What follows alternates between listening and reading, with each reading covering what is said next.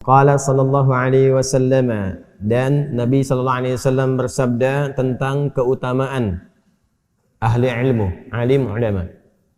Yashfa'u yaumal qiyamati, akan diperkenankan oleh Allah memberikan syafaat 3 golongan utama. 3 golongan utama. Ada berapa? 3.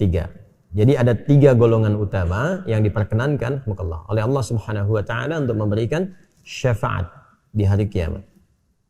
Thalathatun, ada 3 golongan. 1, al-anbiya, para nabi. Yang kedua, thummal ulama'u, para ulama. Jadi urutannya setelah para nabi. Kemudian siapa? Para ulama.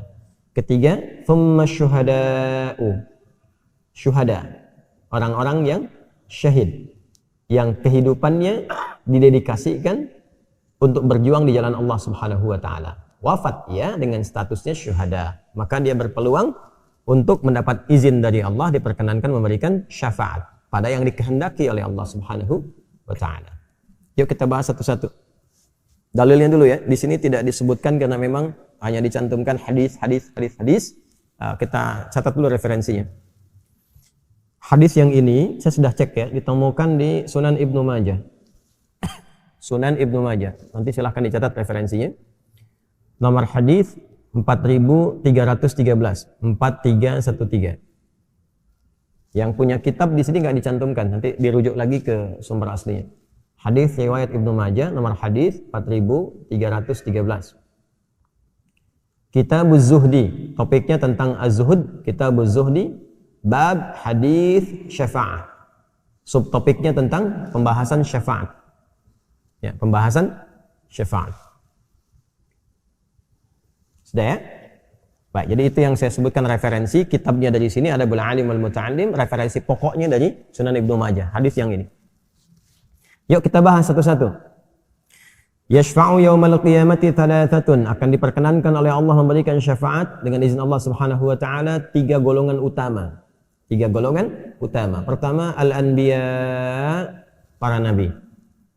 Urutan pertamanya Nabi Muhammad sallallahu alaihi wasallam. Saya ulang ya, urutan pertamanya siapa? Nabi Muhammad sallallahu alaihi wasallam. Tidak diperkenankan semua nabi dari Nabi Adam sampai ke Nabi Isa, enggak diperkenankan memberikan syafaat sebelum Nabi Muhammad sallallahu alaihi wasallam. Ingat deh. Dalilnya mana Ustaz? Al-Bukhari. Sahih Al-Bukhari. Nomor hadis 7510. Nomor hadis 7510. Paling kanan sebelah atas tuh, di topik yang terakhir, topik 97. Sudah? Haddatsana qala al-Imam al-Bukhari rahimahullahu taala, intalaqna ila Anas bin Malik radhiyallahu taala anhu. Al-Imam al-Bukhari menyampaikan kisah tentang sekelompok masyarakat Basrah, Ahlul Basrah, mereka pergi menemui Anas bin Malik ya. Anas bin Malik radhiyallahu taala anhu, intalaqna ila Anas bin Malik radhiyallahu taala anhu, fatashaffa'na bi Thabitin. Maka sebelum kami menemui Anas bin Malik, kami bertemu dengan Thabit ya, kata beliau radhiyallahu taala anhu, kata mereka bertemu dengan Thabit. Fantahaina ilaihi wa huwa yusalli duha. Maka kami ketika menjumpainya ya, beliau baru selesai menunaikan salat duha. Selesai salat duha, bertemu dengan beliau, ditanya mau kemana? Ya, maka dikatakan ingin ke tempatnya Anas bin Malik. Ya, fasta'dzana Thabitun, maka Thabit juga minta izin kepada kami untuk ikut serta, kata orang-orang Basrah ini, untuk menemui Anas bin Malik. Fadakhalna alaihi wa ajlasa Thabitan ma'ahu fi sarir. Maka kami masuk ke tempatnya Anas bin Malik, lalu Anas memuliakan Thabit duduk di samping dipannya. Kemudian ketika sampai ke situ, maka disampaikanlah, ya, Thabit mengatakan kepada Anas bin Malik radhiyallahu taala anhu, beliau mengatakan ini adalah Ahlul Basrah. Ya, apa yang mereka inginkan datang kepada Anda, liyuhadditsahum, supaya Anda bisa menyampaikan kepada mereka hadits syafa'ah, hadis Nabi sallallahu alaihi wasallam tentang syafaat. Datang kepada Anda jauh-jauh dari Basrah. Basrah itu sekarang di Irak ya. Ya, datang kepada Anas bin Malik, posisinya di Madinah, ya, dari Irak datang ke Madinah, dari Basrah datang ke Madinah hanya untuk tahu hadis. Setelah itu apa yang terjadi? Maka mereka bertanya tentang hadis syafaat, maka berkatalah Anas, Qala Muhammadun sallallahu alaihi wasallam. Kata beliau, berkata Rasulullah sallallahu alaihi wasallam. Itu redaksi hadisnya ya. Berkata Rasulullah sallallahu alaihi wasallam. Ya.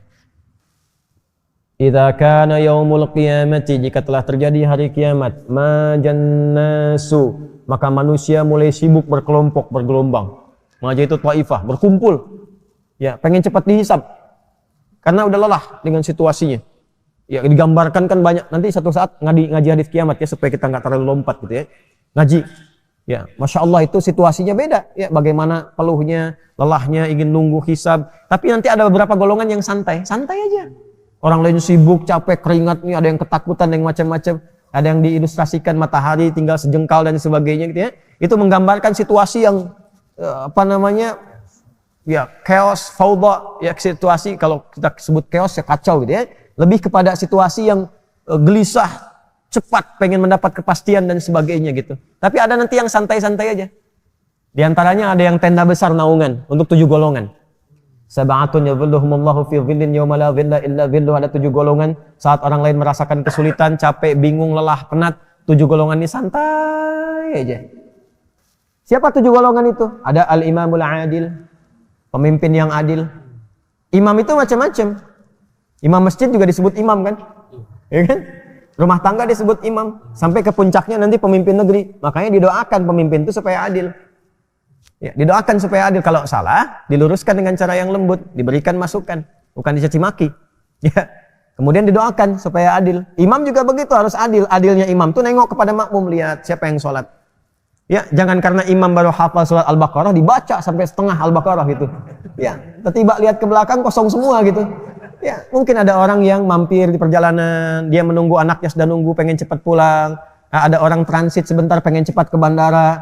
Ya, Anda bisa jadi imam, lihat dulu siapa. Ada orang yang nggak mampu berdiri lama. Masya Allah, karena Jumat saya bacakan Al-Kahfi 1, yang kedua Yasin. Ya, begitu tengok ke belakang dimaki-maki karena dia ketinggalan pesawat gitu kan. Ya, lihat ke belakang, bacakan yang sesuai. Nggak apa-apa. Ya, lihat ke belakang. Setelah itu katakan istau, istaqimu, rapatkan. Ya, lu baca ayat-ayat yang sesuai dengan kiranya kebutuhan imam pada masa itu atau suasananya bagaimana. Suasana ada wabah, baca tentang ayat-ayat yang memohon kepada Allah dibebaskan dari penyakit. Suasana menjelang haji, baca ayat-ayat tentang haji. Yang haji dimudahkan, yang belum haji kemudian akan diberikan kenyamanan dan kelapangan untuk berangkat. Ya, tadi misalnya ada ajakan untuk umrah yang belum berangkat, imamnya baca supaya memudahkan yang belum berangkat bisa berangkat. Itu salah satunya. Atau ayat-ayat umum untuk kemaslahatan. Itu. Ya. Bahkan nanti ada yang suka baca ayat tauhid aja. Ada yang hobinya di antara sahabat Nabi itu, ada yang hobinya baca qul huwallahu aja rakaat kedua. Nah, itu ada sanadnya. Bacanya qul huwallahu aja, sampai diadukan sama sahabat nih. Ya, sampai ya kalau kita sekarang disebutnya imam kulhu gitu kan. Ya, Nabi ini bacanya qul huwallahu terus katanya kan. Ditanya oleh Rasulullah SAW, "Kenapa engkau baca setiap rakaat kedua qul huwallahu?" Ya, kata beliau, "Karena saya menemukan banyak sifat tauhid, sifat Allah yang indah di situ dan saya mencintai Allah." Maka turunlah berita hadis qudsi. Ya, Allah menyampaikan kepadamu ketika engkau mencintai Allah, Allah pun mencintaimu. Gitu. Ini ada banyak sekali, banyak. Di Islam itu semuanya tuh serba indah, serba mudah, tapi enggak dimudah-mudahkan. Ya, maka ketika datang itu disampaikan, manusia itu penat, pekat, ada yang santai, 7 golongan. Di antaranya itu. Yang kedua, rajulani tahaddani fillah. 2 orang yang saling mencintai karena Allah. Ya, mencintai. Yang dimaksud mencintai itu 2 orang di sini maksudnya apa? Yang laki-laki, perempuan atau pasangan yang halal. Ya, tapi bukan laki-laki cinta laki-laki, perempuan cinta perempuan, bukan. Ikan mengajak supaya sama-sama dapat ridha Allah. Ya, akhi, besok itu ada hari Senin, puasa, amal akan ditampakkan pintu surga terbuka, puasa yuk. Nah, itu maksudnya. Tahajud, saling ingatkan. Kan? Suami istri juga begitu misalnya, ya mengajak pada kebaikan, istri suruh pakai jilbab ke majlis ta'lim karena ingin mendapatkan ridha Allah. Itu dinaungi nanti dihisab di hari kiamat. Ya. Kalau laki-laki ke perempuan belum nikah perhatian itu modus namanya, gitu kan? Ya, ukhti tahajud yuk ya. Nah, begitu sudah nikah nggak tahajud ya, itu apa namanya? Nggak konsisten. Jelas ya? Nah, di antaranya siapa lagi? Rajulun kana qalbuhu muta'alliqan bil masajid. Ada orang yang hatinya itu cinta masjid. Pengen ke masjid. Masya Allah, ke masjid, pengen mengabdi walaupun cuma bersih-bersih, ikut di DKM, ikut macam-macam, tapi terpaut kalaupun jauh mikirin masjid. Gimana nih kas masjid masih cukup atau tidak? Gimana bayar listriknya? Gimana snack untuk jamaah? Gimana coffee morningnya? Macam-macam tuh. Ya, itu kepikiran terus tuh. Itu muta'alliqan bil masajid. Itu yang kita sebut dengan rel masjid. Ya, jadi ada rel Madrid, ada rel masjid. Ya, saya netral. Saya bukan supporter salah satu klub bola gitu ya. Nah, cuman kalau ditanya saya hafal. Saya tahu Benzema kemarin dapatkan Ballon d'Or juga ya. Cuman yang dapat naungan di hari kiamat rel masjid. Nah, itu diantaranya. Nanti ada yang itu satu tenda besar. Ada yang tendanya jalan terus ikut. Ada yang ikut, dia keluar dari situ santai aja ikut dinaungin terus. Ya, jadi teduh. Yang lain kepanasan dia teduh, dia bisa keluar. Ya, siapa itu? Diantaranya nanti ada orang yang ahli Al-Baqarah dan Ali Imran. Ka'annahuma ghamamatan. Yang keduanya jadi awan menaungi terus. Kemana dia jalan dinaungi. Kemana dia jalan dinaungi, itu ahli Al-Baqarah dan Ali Imran. Makanya orang-orang yang sudah hafal Al-Baqarah di era Nabi sekalipun kecil itu dihormati. Dihormati sekalipun baru Al-Baqarah. Ya, yang lain itu nggak bisa menyoal. Oh, ini orang ini udah dapat naungan di hari kiamat, kita belum mau nyoal orang ini. Itu diantara takrimnya para sahabat pada yang lainnya. Lalu mereka datang faja'u ila Adam alaihissalam, maka datang kepada Nabi Adam alaihissalam. Mereka minta syafaat. Maka qala Adam alaihissalam, maka Adam menyampaikan, ya, lastu laha. Aku bukan pemiliknya. Fadhhab ila Ibrahim, fadhhabu ila Ibrahim fa innahu khalilullah. Pergilah kepada Ibrahim alaihissalam karena dialah khalilullah. Ya, yang dicintai oleh Allah. Faja'u ila Ibrahim alaihissalam fatalabu syafa'ata. Maka mereka datang kepada Nabi Ibrahim alaihissalam meminta syafaat. Faqala Ibrahim alaihissalam, maka Nabi Ibrahim berkata, lastu laha. Aku tidak berhak memberikan saat ini. Idhabu ila Musa alaihissalam fa innahu kalimullah. Pergilah kepada Musa alaihissalam karena beliau kalimullah. Ya, yang diajak langsung bicara oleh Allah Subhanahu wa taala. Antum kalau diundang ke pimpinan diajak ngobrol langsung, bukankah itu istimewa? Musa kalimullah. Dikhitab langsung oleh Allah. Musa itu istimewa kata Ibrahim. Datang.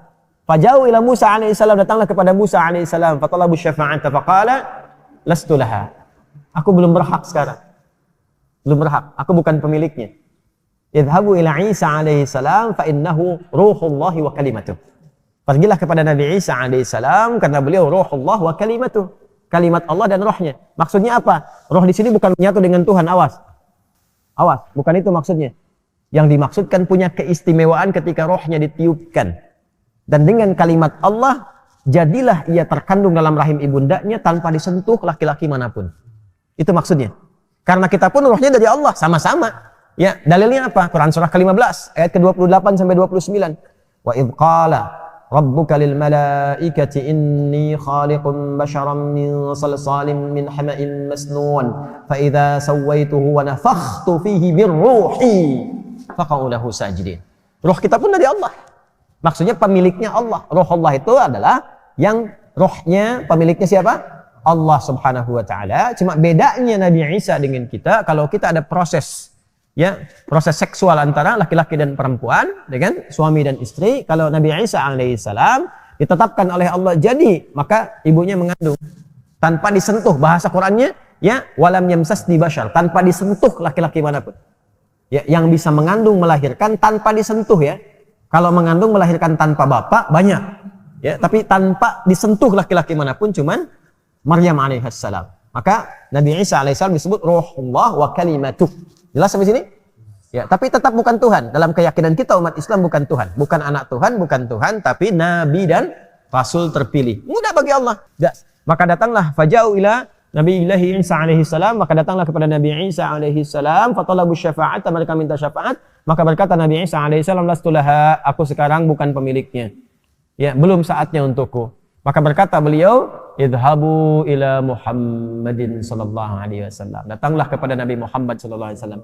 Faja'u ila, ya, Nabi Muhammadin sallallahu alaihi wasallam. Saya tambahkan Nabi untuk adab di situ. Maka datanglah kepada Nabi Muhammad sallallahu alaihi wasallam.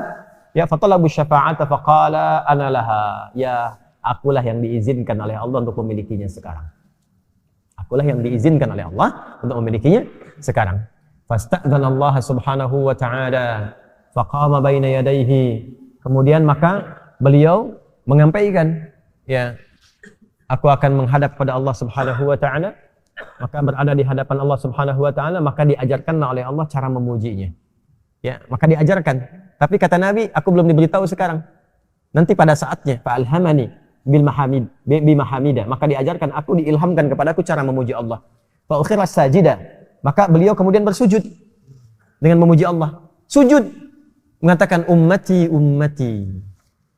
Nah, itulah ya Allah, umatku, umatku. Jadi yang masuk surga duluan itu dengan syafaat Nabi, umat Rasulullah SAW. Nabi lain belum masuk. Nabi Muhammad dulu, syafaat minta untuk umatnya. Jadi di antara sekian urutan Nabi itu Nabi Muhammad duluan dengan segala keutamaannya. Ummati ummati, sampai diperintahkan qala Allah azza wa jalla irfa. Ya Muhammad, angkat kepalamu.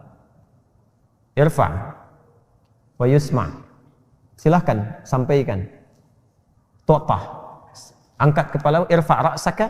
Hadisnya begitu. Irfa ra'saka, angkat kepalamu. Yusma, kul yusma, katakan akan didengar. Tu'tah, akan diberi. Ya, kemudian fasfa yusfa, mintakan syafaat, akan diberikan syafaat itu. Maka Nabi diperintahkan untuk bangkit dari sujudnya dan memohonkan kepada Allah syafaat, maka meminta kepada Allah, ummati ummati, Rabbi ummati ummati, ya Allah umatku umatku. Yang kedua ulama, tsummal ulama. Kita berhenti di sini dulu supaya babnya lengkap. Tsummal ulama, setelah para nabi. Jadi Nabi Muhammad SAW memberikan syafaat, selesai, ya kan? Kemudian setelah itu, ya nabi-nabi, para nabi, ulama diberikan kesempatan, alim. Di antara ulama ini nanti ada di antaranya ahlul Quran. Ahlul Quran ini langsung diperintahkan oleh Allah Subhanahu wa taala untuk menggandeng orang tuanya dulu, pasangannya. Jadi kalau istrinya hafal Quran, suami kerja tapi minta istri, mama ikut hafalan itu. Ya, semampu yang bisa dikerjakan. Insyaallah papa support misalnya. Hafal tuh. Itu nanti di hari kiamat saat dibangkitkan, apalagi dia alimah misalnya, bisa mengajarkan kembali, ngajar dan seterusnya.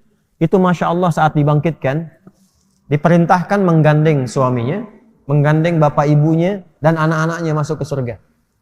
Itu ada di Quran surah ke-13 Ar-Ra'd ayat 23-24. Jannatu adni yadkhulunaha ومن صلح من آبائهم وأزواجهم وذرياتهم والملائكة يدخلون عليهم من كل باب سلام عليكم بما صبرتم فنعم عقبى الدار.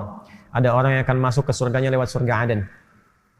Kemudian diperintahkan dulu gandeng bapak ibumu yang saleh. Ternyata Pak, anak jadi ulama itu ada peran orang tuanya, bapak ibunya. Maka sekarang siapkan. Harus ada kebanggaan satu di antara anggota keluarga itu. Kalau cuma jadi ahli dunia, jangankan yang beriman, yang belum beriman pun bisa. Perlombaan kita itu ahli akhirat. Kalau bapak ibu siapkan anak dari sekarang jadi ahli akhirat, dunianya akan ikut. Dunianya akan ikut. Silahkan mau jadi dokter yang ahli Quran. Jadi pilot yang ahli Quran, ahli hadis. Itulah ulama. Kalau belum masuk ke situ, di hadis yang sebelumnya, masih ingat? Kun aliman au muta'alliman. Jadilah pemilik ilmu, ulama. Kalau belum mampu, belajar ikut ulama. Mustami'an. Kalau belum mampu muta'alim, jadi penyimak. Mustami'. Au muhibban. Kalau nggak mampu, jadi pecinta ulama. Supaya masuk dalam zumratul ulama. Golongannya para ulama. Ikut. Ikut. Jadi kalau bisa jadi ulama, masih mencoba, belum mampu, kemudian jadi muta'alim, muridnya ulama. Kalau belum mampu kita dapat yang khusus muridnya ulama, jadi mustami'nya ulama. Murid itu beda, ya. Muta'alim dengan mustami' itu beda. Ya, muta'alim itu bisa ikut terus, ya. Ada sanad, ada ijazah kadang-kadang, atau nanti ada kajian yang khusus menghimpun itu, atau dia memang terus ikut begitu. Ya. Atau mustami' pendengar umum. Atau yang keempat, au muhibbah, atau pecintanya. Itu masuk dalam zumratul ulama, golongan orang-orang yang diikut sertakan bersama ulama. Diingat dia tuh.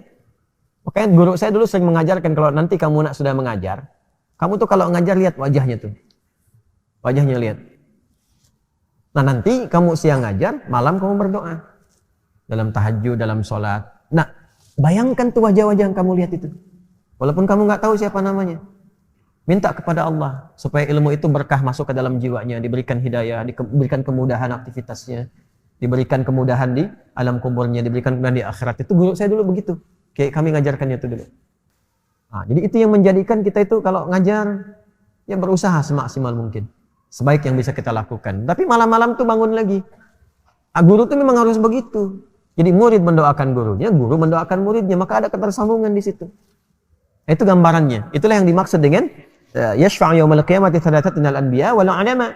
Maka dekati itu, jaga para ulama-ulama itu. Ulama itu ukurannya apa? Ukuran pertamanya bukan ilmunya dulu. Ukuran pertamanya hasil ibadahnya, iman tadi itu, baru mengantar kepada ilmu. Imannya itu tampak pada khasyahnya. Itu yang dimaksud surah Fatir tadi. Ya, dari ayat 27 sampai ayat 28 itu innama yakhsyallaha min ibadihil ulama. Khasyahnya tinggi, ibadahnya bagus. Khasyah itu gini, rasa takut yang menjadikan semua ilmunya diajarkan, dikeluarkan karena Allah. Jadi kalau memberi fatwa, fatwanya karena Allah, bukan karena dunia. Bukan karena ditawarin Alphard, beda kemudian fatwanya. Bukan karena dikasih sarung, kemudian ya diikutin fatwa orang yang ngasih sarung permintaannya. Ini bukan karena dunia, karena nanti akan ada yang begitu. Kalau Anda ngaji tentang hadis-hadis, tanda-tanda akhir zaman, di pembukanya akan muncul nanti da'i-da'i atau yang disebut juga alim dan sebagainya sudah mulai keluar dari jalur fatwa yang benar. Akan ditemukan seperti itu, motong-motong ayat Quran.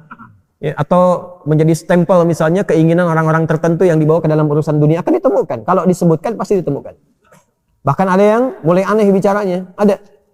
Sayati alaikum unasun au zamanun, di mukaddimah kitab hadis Muslim nomor hadis 11 sampai 12. Jilid yang pertama. Ya, yang syarahnya Imam Nawawi itu, ya, paling kanan di pertengahan. Ya, jilid pertama. Akan datang kata Nabi sallallahu alaihi wasallam itu satu masa yang akan kalian hadapi. Ya, segolongan orang yuhadditsunakum bima lam tasma'uhu wa la yasma'uhu aba'akum. Ya, akan datang orang-orang yang membuat kalian itu bingung, kaget kalau mendengar dia bicara, dia ceramah. Ya, karena menyampaikan sesuatu yang aneh, jangankan Anda, orang-orang dulu pun kalau dengar ikutan kaget juga katanya. Ya, jadi kalau Abu Jahal dengar pun ikut kaget juga gitu. Ya, kata Nabi, iyyakum wa iyyahum, kalau nanti menemukan yang seperti itu, waspadalah, waspadalah. Ya, itu bahasa hadisnya. Iyyakum wa iyyahum, waspadalah, waspadalah. Jauhi mereka, tinggalkan. Ya, aneh nggak kalau dengar begini? Semua agama sama, menuju pada Tuhan yang sama. Cuman caranya beda-beda. Aneh nggak? Jangankan antum, orang dulu pun kalau dengar ikutan aneh juga. Abu Jahal juga akan aneh juga itu. Ya, makanya kalau ada yang dengar yang begitu, mesti hati-hati, mesti waspada. Sekarang sudah ditemukan. Ya, jangan merasa paling benar dengan agamanya sendiri. Yo, kalau nggak merasa benar, ngapain kita masuk Islam? Pemeluk agama itu meyakini kebenaran agamanya, makanya dia beragama. Ya kan? Saudara-saudari kita yang Kristen, yang Hindu, yang Buddha merasakan dengan pandangan mereka bahwa itu benar, makanya mereka pilih itu. Kita merasakan Islam itu benar, paling benar di antara yang lain. Makanya karena merasa benar, kita masuk Islam. Ya, jangan merasa benar sendiri, itu orang nggak benar. Paham nggak? Paham nggak? Toleran itu iya harus dengan cara menghormati, dengan cara tidak mengganggu. Lakum dinukum. Kita udah khatam, jangan ganggu orang, tapi juga jangan ikut-ikutan. Ya, la ikraha, jadi jangan ikut-ikutan. Adzan di masjid, sholawatan di majlis. Ya, sholawatan tempat ibadah agama lain, kan? Ya, sama-sama bikin bingung. Ya, yang sana bingung kan, cerianya cuma di wajah aja, di hatinya kan menolak. Makanya Buya Hamka mengatakan itu pengkhianatan paling tinggi. Di wajah senyum, di hati menolak. Wajahnya senyum, hatinya membenci. Gimana tuh diekspresikannya? Nggak bisa begitu. Ya, makanya daripada ada pengkhianatan, kata Buya Hamka, yang nggak usah disertai. Yang betul tuh begitu, zero tolerance. Toleransinya zero tolerance. Hormati tanpa merusak, tanpa mengganggu. Kalau nanya, jelaskan. Gitu, itulah dakwah. Paham? Tsumma syuhada, yang ketiga adalah para syuhada. Siapakah syuhada itu? Ada berapa golongan? Bagaimana mendapatkan syafaat? Itu nanti di pertemuan berikutnya. Insya Allah. Ya, yang penting kita tahu ada 3 golongan, dan di antara golongan itu yang keduanya sudah kita bahas bersama. Mulai hari ini coba perbaiki diri kita, pulang lebih baik. Yang kedua, perbaiki diri sendiri sebelum banyak menyebutkan orang lain. Yang ketiga, belajar dengan sungguh-sungguh, bermohon kepada Allah. Kalau bukan kita, insya Allah anak keturunan bisa menjadi lebih baik. Yang keempat, siapapun yang mengajarkan kita untuk mendekat kepada Allah Subhanahu wa Ta'ala, maka dekati. Ambil ilmunya, ambil kebaikannya. Kalaupun ada yang kurang baik dari sikap dan sebagainya, maka tidak ada yang sempurna dari semua orang. Yang penting tidak harus mewarisi keburukan-keburukan yang mungkin diwariskan oleh siapapun. Jelas sampai sini?